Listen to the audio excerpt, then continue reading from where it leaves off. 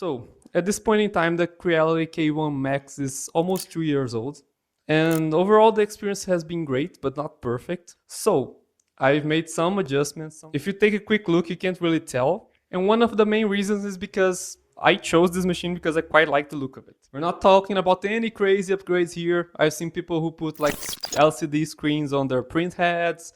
I've seen people who build custom multi-filament upgrades and etc. But I really wanted to keep experience close to stock while making it more functional, you know? So somebody might call these maybe stealth upgrades or minimal upgrades or something like that. And we're going to go over them. First and foremost, the texture PEI plate.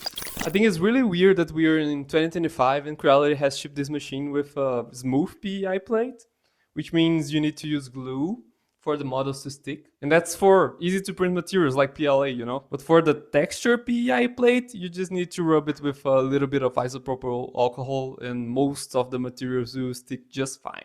And I also recommend printing this build plate cleaner. I found the model on Thingiverse, the link will be down in the description. Another thing that's a bit of a hassle is this top glass plate here, which you need to take off to print temperature sensitive materials like PLA. And by default, you don't really have a place to store it. For the longest time, I just placed it right beside the printer with the risk that I might bump into it or somebody else might bump into it and just shatter the glass. So somebody just made a couple of rails that you screw in the side of the printer. You do need to buy a few screws that are almost the same as the stock ones, but that are a bit longer so that you can attach the rails to the side. And then once you need to remove the top of glass, you can just slide it into the rails and it be stored there quite nicely and I don't think it will go anywhere.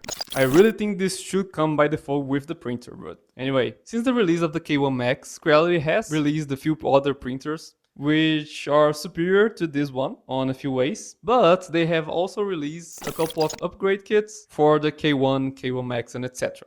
And one of those upgrade kits, there's no way that you could tell that I've installed in my printer, which is the nozzle upgrade. My K1 Max is now using the unicorn style nozzle, which is proprietary, which is the downside of it.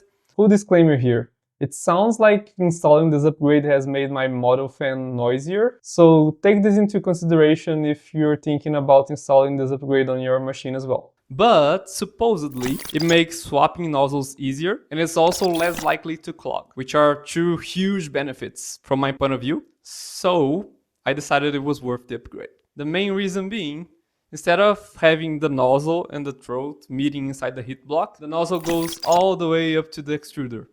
And with that nozzle, there is also an upgraded heatsink to help cooling and, again, avoid clogs and etc. And the last one I haven't really installed yet, I haven't even purchased it yet, but I thought I might as well mention it, which is the CFS upgrade kit for the multicolor printing.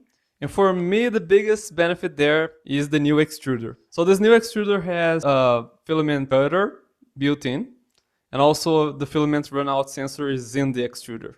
Which, if you think, makes a lot of sense. Way more sense than having it back here, which wastes a lot of filament. The less waste, the better. We already waste a lot of filament with 3D printing. But I guess that's it for today.